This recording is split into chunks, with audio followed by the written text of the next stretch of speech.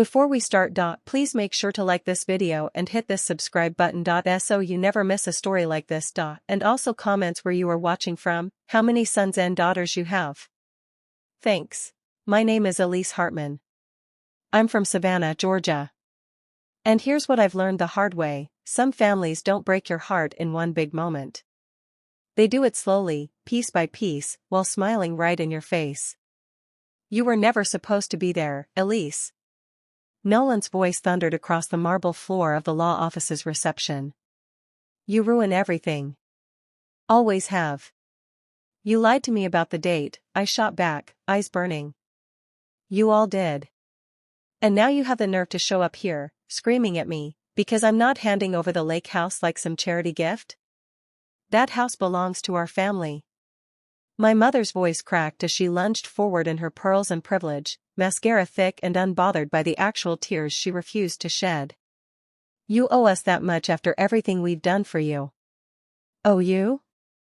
I laughed. It was bitter. Loud. Too loud for the polished, high-ceilinged office, but I didn't care anymore. You mean after all the years you ignored me? After the thousands of dollars I funneled into that place so it wouldn't be foreclosed while you were too busy smiling for wedding photos I wasn't allowed to be in? My father stood back, arms folded, as usual, letting the women fight it out. Cowardice always suited him best in pressed khakis and polished loafers. The receptionist's eyes flicked up from her desk, frozen mid-keystroke. Security is already on their way, I said coldly, not for drama, just for clarity. You would call security on your own family? My brother looked stunned, like it was me who had violated some sacred code instead of them sending out fake wedding invitations with the wrong date just to keep me away. I stepped forward. You stopped being family the moment you planned my absence. If you've ever been treated like you didn't belong by your own family, if you've ever bent over backwards to earn love that should have come naturally, stay with me. Because this story? It's for every black sheep who's ever walked away stronger. And if you're the one doing the using, the manipulating, maybe it's time you hear what it sounds like when the person you underestimated finally speaks up. I didn't need to scream back. I just reached for the folder on the polished glass conference table, cream-colored, heavy stock paper with my lawyer's watermark on every page. Here, I said, handing it to Nolan. Since we're shouting about ownership, take a look at the deed. Signed and notarized. 3 years ago. Your name isn't on it. Neither is Mom's. Or Dad's. Nolan didn't move. Just stared. Oh, but don't worry, I added. You did sign something, when you needed 50 grand for that restaurant you drove into the ground. That's how your share of the cottage got transferred. To me. The silence that followed was glorious. You tricked us, Mother finally spat, shaking. You preyed on your own family. In a moment of weakness. No, I corrected. I rescued my family. Quietly. Privately. With the very money you all mocked me for making. My voice was steady now. Cold, maybe. But only because it had to be. And you know what? I didn't care that you never thanked me. I didn't need the gratitude. I thought maybe, one day you'd see me differently. Not as the quiet one. Not as the backup plan. Not as the outsider. But as your equal. As your daughter. As your sister. I leaned in, staring at the woman who gave birth to me, the man who never defended me, and the golden boy who got everything handed to him. But when you sent me a fake invitation so I'd miss my own brother's wedding? That's when I realized I'd been auditioning for a role in this family that was never even written for me. Security entered, 2 tall, uniformed men in calm formation. Is there a problem, Miss Hartman? The lead officer asked. I didn't even have to answer. Nolan was already backing away, folder in hand, face pale. You're going to regret this. No, I said with a smile. I'm going to recover from this. You're the one who's about to regret a lot. My mother brushed past me, her perfume cloying, too sweet, like every apology she never gave. You think you've won, Elise, she whispered. But family doesn't just go away. You're right, I replied. But users do. I watched them walk out, escorted. Defeated. Furious. Then I sat down, alone in the room, but not lonely. Not anymore. Because for the first time in my entire life, I hadn't let them define the terms. I hadn't swallowed my truth to keep the peace. I was the peace now. And I knew, this wasn't the end of the story. This was just the opening scene. I step away from that stifling office corridor into the cool embrace of an early autumn afternoon, my heart pounding with a mixture of triumph and lingering sorrow. The city streets, humming with life, ambition, and quiet secrets, offer no comfort, only a relentless reminder that every step I take away from my past is heavy with the weight of memories. The shattered remnants of my old life still echo in my ears as I walk briskly, each stride a declaration of independence, each step resonating with the promise of truth reclaimed. I feel the burning sting of betrayal still on my skin, a constant reminder that my family, wrapped in their self-made illusions, would never truly accept me. But I refuse to let their deceit define my future, no matter how deep the scars may run. For too long, I was the silent architect of my own invisibility, and today, I demand to be seen. The world around me shifts in hues of orange and gold as dusk embraces the skyline, the soft glow of streetlights mirroring the fire now ignited within me. I recall the heated moments in that conference room, the slashing of verbal barbs, the crushing accusation that I was nothing more than a disposable asset. With every shattered illusion, the truth seeped in, a truth that my tears, my sweat, and my relentless pursuit of justice had built a fortress too strong to breach. I replay the confrontation in my mind, each remark resonating like a drumbeat of liberation. I remember the shock in Nolan's eyes when I revealed every contract, every forged promise that had once left me gasping for recognition. And now, as I navigate the city's labyrinth of memories and possibilities, I embrace the reality that my destiny is not bound by my familial chains, it's forged by the iron will I wield with every heartbeat. The anger of that day has transformed into a steady determination, one that propels me forward even through the cold bite of the evening air. I climb into my car, the one I once hoped to borrow for family events I was never truly welcome at, and let the engine's purr anchor my resolve. The radio's soft ballads become a gentle reminder of love, of loss, and of the countless promises I once made to myself that I would never allow the cruelty of others to shatter my spirit. In each reflection on the windshield, I see a warrior emerging from the shadows of past neglect, eyes burning with a desire to confront every lie with the power of truth. I am no longer the scared little girl who silently hoped to be noticed. I am a force of nature, a testament to the human spirit's capacity to rise even when stripped of everything. With every mile, the echoes of past betrayals dissolve into the night, replaced by the fierce rhythm of a future that is unequivocally mine.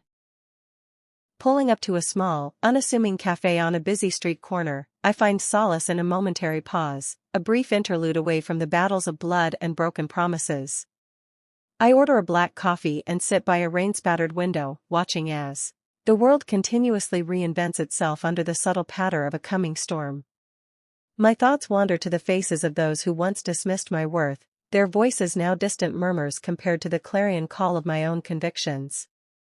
I recall the warm, albeit conflicted, smile of Aunt Maxine, the one who once secretly handed over documents like treasures of revenge. That glimmer in her eyes affirmed something I'd known all along. Sometimes even the crooked parts of a family reveal the seeds of truth when the core starts to crumble. Now, as I scribble plans and outline my next moves in a worn leather journal, I cannot help but feel that every betrayal, every cut inflicted by family hands, has primed me for this moment. This is not merely an act of rebellion, it's the reclamation of a story too long suppressed. Across the room, I catch a glimpse of a familiar stranger, a friend from years past whose quiet presence always offered a beacon of hope in the darkest hours. Marcus, with his steady gaze and soft but unyielding support, nods once in silent recognition. His eyes convey that he's been rooting for me even when the light felt dim, his unwavering loyalty a balm for my tumultuous soul. In that moment, his presence serves as a reminder that family isn't solely bound by blood, it's forged in the fires of shared struggle, trust, and unwavering belief in one another. I smile, a small, knowing smile that promises a future unblemished by the betrayals of those who refuse to see beyond their greed. Tonight, as the wind whispers secrets and rain begins its gentle dance on the pavement, I know that every struggle has led me here, to a crossroads where I choose my own path, where my heart beats in sync with the promise of what's to come. And in this quiet rebellion of self-love and empowerment, I vow that no one, not even the family that once left me shattered on a polished floor, can ever take that back. Emboldened by newfound strength, I leave the cafe and head back into the chill evening, each step resonating with more certainty than the last. The city, illuminated by neon signs and the soft glow of street lamps, mirrors my inner transformation, a vibrant tapestry of resilience woven through with threads of rebellion and hope. I recall every slight, every moment of condescension, and with each recollection, the fire in me blazes brighter. Tonight is not about revenge, not really, it's about reclaiming every piece of myself that was dulled by years of neglect and betrayal. I think of every phone call where my voice was hushed in submission, every family event where I was forced into the shadows. Now, I stride forward with a fierce declaration of independence, knowing that every moment of humiliation was paving the way for this solitary, triumphant march forward. My phone buzzes. It's a message from Kendra, Nolan's new wife, who once confessed in trembling whispers the truth hidden behind their painted smiles. Elise, I saw him, your brother was desperate. Today. I'm scared for you. They're not who they seem. The message is brief, but it sends a shockwave through me, a reassurance that the facade is crumbling fast, that the deception that bound us for so long is unraveling in real time. With Kendra's words fueling my resolve, I know this fight is bigger than one bitter day in an office, it's a war waged across years of silence and disregard. I pull up my contact list, hesitating only momentarily before dialing the number of an old confidant, someone who had once promised to stand by me when the world turned its back. It's time, I whisper into the phone as soon as her voice greets me, soft yet determined, it's time to finish what we started. As I drive back home later that night, memories of childhood blend with the harsh reality of today, a montage of moments where I was both invisible and unworthy in the eyes of a family blinded by entitlement. I remember the tender hope that once glimmered in my heart at the promise of family reunions, only to see it extinguished by cold indifference. I remember the electric shock of betrayal when that glossy wedding album revealed the secret they'd never cared for me. And now, on this dark road flanked by whispering pines and silent testimonies to broken promises, I let all that pain fuel my determination. I have forged a new reality from the shattered remnants of my past, a reality where I am not the victim but the victor, not the forgotten daughter but the unyielding truth-teller. Tonight, the stars above witness the birth of a soul unchained from the ghosts of familial pity and hollow apologies. In the solitude of my living room, with only the soft hum of the city outside and my own steady breathing for company, I begin to draft the next chapter of my life, one that will be written in the ink of hard-earned justice and the resolve to never again be diminished. Each letter is a step away from a legacy of neglect, a declaration that I will no longer allow my worth to be measured by those who refuse to see me. Every word I type is a promise to myself that the time for silent suffering is over. I am no longer the passive bystander in my own life, I have become the author of my destiny, the sole proprietor of my own truth. And as I finish writing, I know that tomorrow will bring more challenges, more confrontations, but also a clarity that I've never known before. I am building a future where love, respect, and true connection are my birthrights, not the bitter inheritance of bitterness left by those who never truly cared. My voice, once silenced under the weight of imposed invisibility, now roars with the power of 1,000 truths. I am Elise Hartman, no longer a shadow, no longer a sacrifice, but the blazing heart of a battle-hardened soul ready to claim her legacy.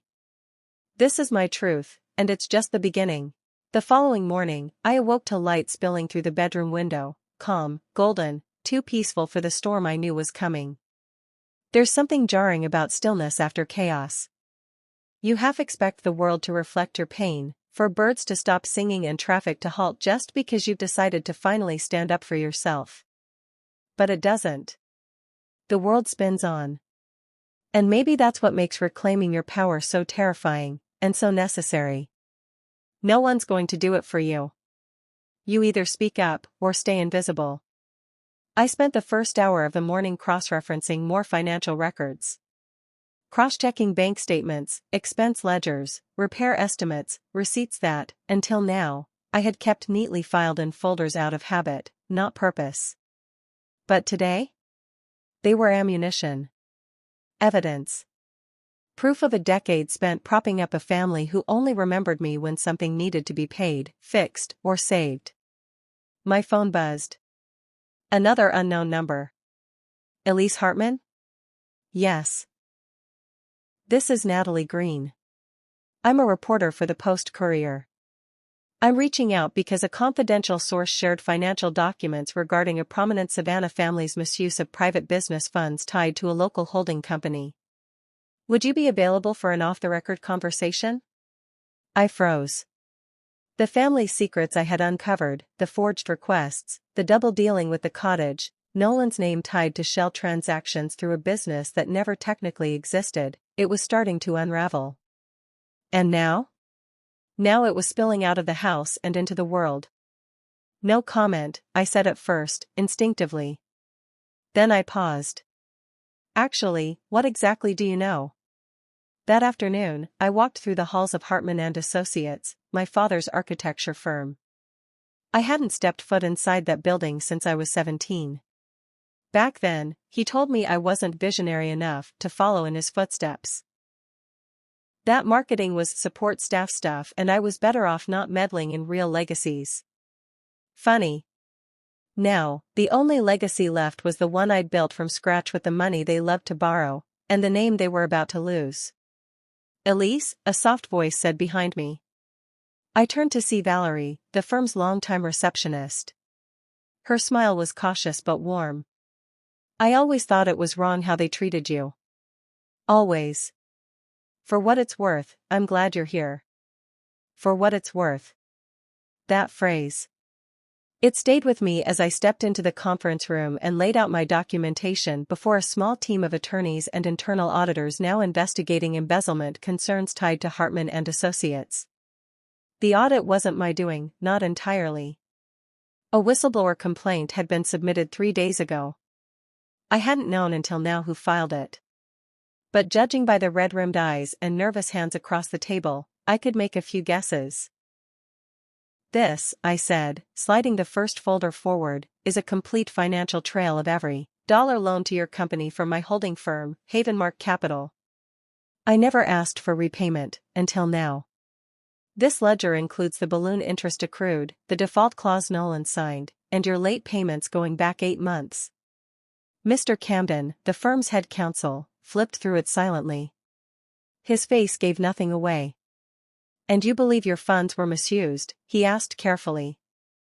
I know they were, I replied. And now I have evidence proving the cottage was used as collateral in at least 3 fraudulent filings with the county. It was never yours to use. I own it. They forged claims to it anyway. Behind me, I could hear the door open. The footsteps were slow, deliberate, almost theatrical. Elise. My father. He looked tired. Grayer. But still wearing the same smugness he used to carry into every Thanksgiving dinner like a crown. You could have come to me privately. I did, I said without looking at him. Every year. Every family gathering. Every time I asked you to see me. You only responded to money. So here we are. He stepped closer, his voice low and bitter. Do you really want this to become public? You want our name dragged through the mud? No, I said, standing, voice firm. I want the truth. And if the truth is ugly, maybe you should have built a better foundation. That night, the Post-Courier published the article. Front page. Black and white. Cold and factual. Local business family under audit, financial whistleblower points to decade of misuse, misrepresentation, and secret benefactor tied to family-owned property. They didn't name me. But everyone who needed to know, knew. Nolan's smug Instagram feed went dark. My mother's bridge group stopped tagging her in their weekly tea photos. My father's firm lost 2 clients by morning. And me? I slept better than I had in 10 years. But not everyone abandoned me. That evening, my phone buzzed again. Kendra. Elise. I'm so sorry. I didn't know how deep it went. I almost hung up. But something in her voice felt different this time. Not pity. Not manipulation. Just clarity. I left him, she said. I moved out today. Silence passed between us. I know you probably don't care, she continued, but I wanted you to know. I read every receipt you sent me. Every bank transfer. Every message they sent behind your back. I believe you. My voice cracked a little when I replied. Thank you. I used to think silence was strength. That being the quiet, dependable one would earn me a seat at the table eventually. That if I just achieved enough, gave enough, smiled enough, they'd finally see me. But they didn't want to see me. Because people like that don't want family, they want fans. Supporters. Silent investors. Not anymore. Now, I don't shrink. I don't apologize for speaking plainly. And I sure as hell don't keep secrets that protect the wrong people. The truth is messy. But it's also freeing. It was raining the morning of the hearing. Not a soft, cleansing rain, but a heavy, angry downpour that soaked the courthouse steps and made every breath feel heavier than the last. It was the kind of weather that mirrored exactly how I felt inside, wrecked, washed over, but still standing. My lawyer, Tessa Malone, met me outside the courthouse in a navy suit and no umbrella. Ready? She asked. I wasn't. But I nodded anyway. Inside, the courtroom buzzed with hushed whispers. The Hartmans had arrived already, my father seated near the front, Nolan flanked by his own legal team, and my mother glaring at me from behind a pair of oversized sunglasses like she was the victim. The case was straightforward on paper. I was suing for full repayment of the undocumented but provable loans I'd made over 10 years. I was demanding the immediate return of the lake cottage and damages for fraudulent misrepresentation. I was seeking public acknowledgement that the Hartman firm's success had been propped up by silent investment, from the daughter they discarded. But none of that captured the weight of what this moment really meant. This wasn't about money. It was about being erased. The judge called the room to order. Tessa opened with quiet force.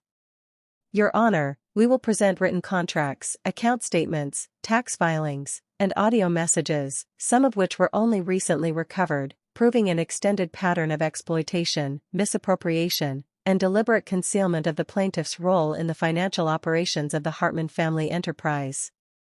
When she said plaintiff, I flinched. Not Elise. Not daughter. Just the title I had to assume to be heard. Nolan's lawyer, a smug man named Griffin Maddox, countered with the expected defense. That I had gifted the funds. That familial generosity was being weaponized out of spite. That there was no formal obligation for repayment. Then he made a mistake. Miss Hartman, he said during cross-examination, if this was such an ongoing injustice, why didn't you speak up earlier? The entire room held its breath. I leaned into the microphone. Because every time I tried, I was told I was ungrateful. That I didn't understand business. That real success was masculine, logical, cold. That my ideas were cute, but not serious. I kept giving because I believed family came first. Until it became clear I wasn't part of the family at all. He opened his mouth to speak, but I wasn't finished. I rebuilt that cottage after my grandmother died. I paid for the plumbing, the roofing, the septic tank replacement. My name wasn't on the deed, because I nodded toward Nolan, said it would complicate taxes. Then I found a memo last year showing they used it as a loan guarantee on a project I wasn't even told about. The judge scribbled something. Nolan shifted, eyes flickering toward me with a cocktail of panic and resentment. Then it was his turn to testify. He took the stand in a crisp suit, voice steady, until Tessa played the voicemail. Elise won't even notice. She always bails us out eventually. Trust me, she's not the type to push back. The words echoed through the courtroom like a curse. Nolan's face paled. My mother looked away. My father clenched his jaw but said nothing. I stared at them. Not with rage. Not with pity. Just clarity. This wasn't a family. It was a contract I never signed. The judge recessed for 30 minutes. Outside the courtroom, I sat in silence. My breath fogged the glass window near the corridor, and for a moment, I wasn't the woman suing her family. I was just a girl again, remembering Thanksgiving dinners at the cottage, Christmas lights strung across the porch I paid for, and the night Nolan toasted his latest business win with champagne I had bought. A familiar voice interrupted my thoughts. Elise? It was Kendra. She looked tired, but softer. I'm testifying, she said. I gave the journalist the initial documents. I know I should have come to you sooner, but I'm here now. I just want to say, I'm sorry. I studied her face. For the first time in years, I believed her. Thank you, I said. That matters. Back in the courtroom, Kendra took the stand and confirmed everything. The financial trail. The meetings Nolan hid from me. The deliberate efforts to keep my name out of the cottage's title despite my investment. I stayed quiet because I was scared, she said. But Elise never asked for anything she didn't already earn. We all used her, and she didn't deserve that. Her voice cracked. The judge asked a few more questions. Then, silence. The ruling came 2 hours later. The courtroom was dead quiet as the judge read. The court finds in favor of the plaintiff. Restitution in the amount of $472,000 is to be paid in full within 90 days. Furthermore, all claims to the disputed property, the Lake Cottage, are hereby transferred solely to Elise Hartman. This court recognizes the pattern of financial exploitation presented and rules accordingly. No gasps. No outbursts. Just stillness. Then Nolan stood. You happy now? He muttered, venom barely hidden. I stood too, holding his gaze. Calm. Steady. I'm not happy. I'm finally free. There's a difference. He turned and walked out. My parents followed in silence. And just like that, the people who once made me feel invisible became background noise. Winning wasn't loud. It wasn't glittering confetti or a parade. It was a quiet kind of triumph, the kind that settles deep in your bones. The kind that doesn't need to be announced to be felt. They didn't just lose a case. They lost their grip on the story. And I finally found my voice in the silence they left behind. It had been 6 months since the verdict. 6 months since I walked out of that courthouse with my name and dignity legally restored. The money had come through in waves. Begrudging, court-mandated, and bitterly wired into my account under the name Hartman Restitution Fund. I didn't touch it for a while. Not out of spite, just exhaustion. I had lived so long in reaction to other people's choices, I didn't know what my choices looked like anymore. Until I drove back to the lake. The cottage looked exactly the same, and entirely different. The shingles still needed work. The paint was peeling in corners. But it stood, proud and patient, like it had been waiting for me all along. I walked up the creaky steps, unlocked the door, my key now, legally and emotionally, and stepped inside. The air smelled of cedar and dust. I smiled. I wasn't here to relive old memories. I was here to make new ones. 3 weeks later, renovations began. With the settlement money, I hired local contractors who actually respected the space. We tore down the rotted deck and replaced it with a wraparound porch. I kept the original fireplace stonework, something my grandmother had loved, and converted the attic into a writing loft with wide windows that caught every sunset over the lake. I didn't just rebuild the cottage. I rebuilt myself in it. People started to hear about what I was doing. Former neighbors, women from the courthouse, even strangers reached out to ask. Are you turning this into a retreat? Is it true the place was stolen from you? Would you ever host workshops here, for women going through the same thing? And without meaning to, I found myself saying yes. 3 months later, I launched the Still House Project, a weekend retreat for women who had been silenced, sidelined, or taken for granted. We didn't burn sage or scream into the woods unless they wanted to.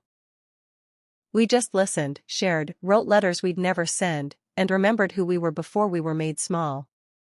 The very first session, one of the women, Carly, a teacher from New Jersey, asked me, "How did you actually do it?